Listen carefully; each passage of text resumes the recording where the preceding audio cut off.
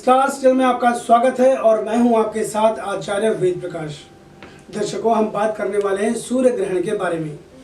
25 अक्टूबर 2022 को ग्रस्तास्त्र खंडग्रास सूर्य ग्रहण होने वाला है।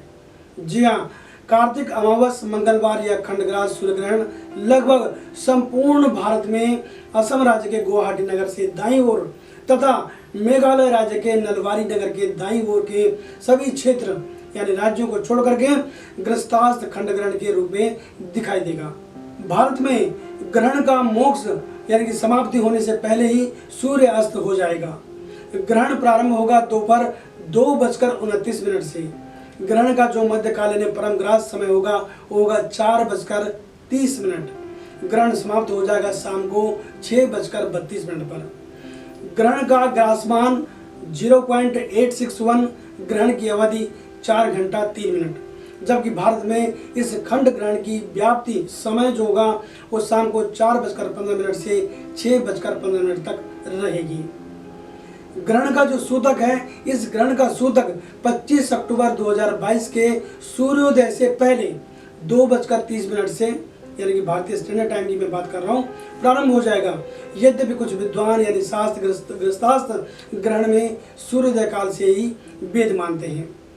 पर्व काल ध्यान रहे, क्योंकि लगभग संपूर्ण भारत यानी पूर्वी भारत को छोड़ करके यह ग्रहण ग्रस्तास्त्र होगा, इसलिए ग्रहण का पर्व काल सूर्यास्त के साथ ही समाप्त हो जाएगा।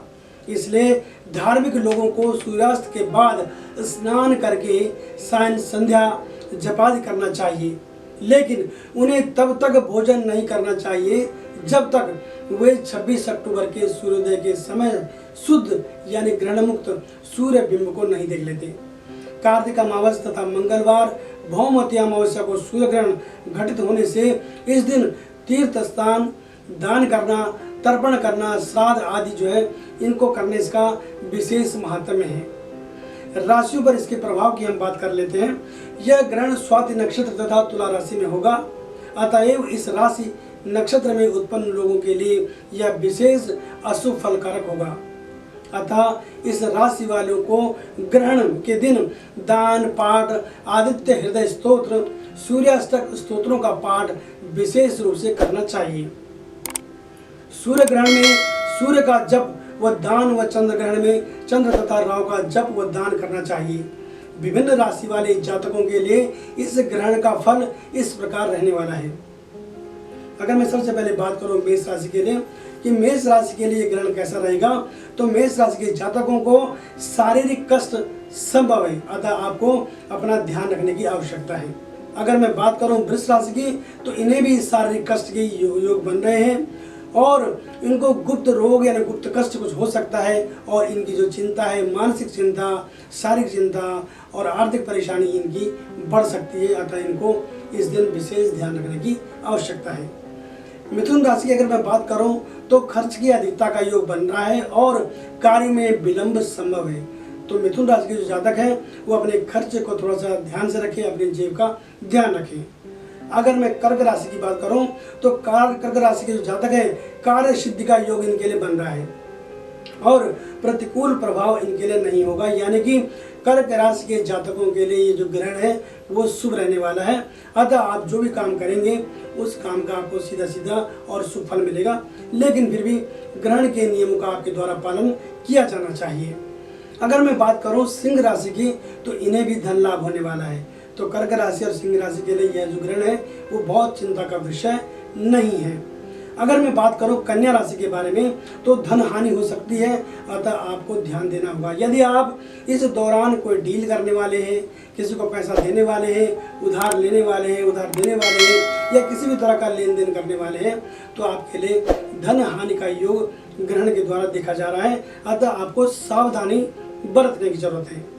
तुला राशि की मैं बात करूं तो दुर्घटना, चोट, भय और चिंता हो सकती है। अगर आप यात्रा पर जाने वाले हैं, इस दिन आपको पहले से पता नहीं है और आप यात्रा पर निकलने वाले हैं, तो आप अपने वाहन की जांच कर लें, क्योंकि रास्ते में किसी न किसी तरह की आपको परेशानी हो सकती है, आपको चोट लग सकती है या फिर किसी न किसी कारण से आपको चिंता हो सकती है।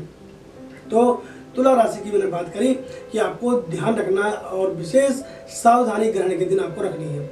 वृश्चिक राशि की अगर मैं बात करूं तो आपके लिए भी धन हानि का योग बन रहा है।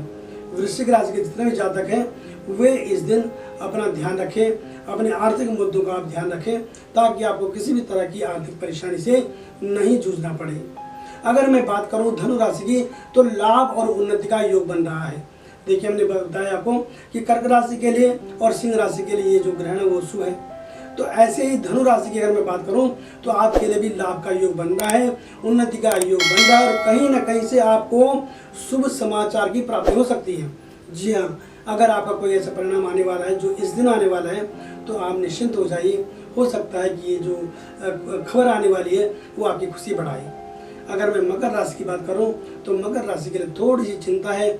अगर आप बीमार हैं तो आपकी बीमारी थोड़ी सी बढ़ सकती है, आपको परेशानी दे सकती है, आपको कष्ट मिल सकता है और एक विशेष प्रकार का गुप्त भय आपके मन में रह सकता है। अतः आपको थोड़ा सा इस दिन सावधानी बरतनी है। मंत्रों का जाप जैसे मैंने ऊपर बताया है उन मंत्रों का जाप आप कर सकते हैं। इससे आपकी जो समय है, जो कठिन समय है वो आसानी से कट जाएगा। अगर हम बात करें कुंभ राशि की तो संतान संबंधी गुप्त चिंता आपको हो सकती है। आप अपने बच्चों पर विशेष ध्यान रखें, उन्हें मशीनी उपकरणों से आप दूर रखें।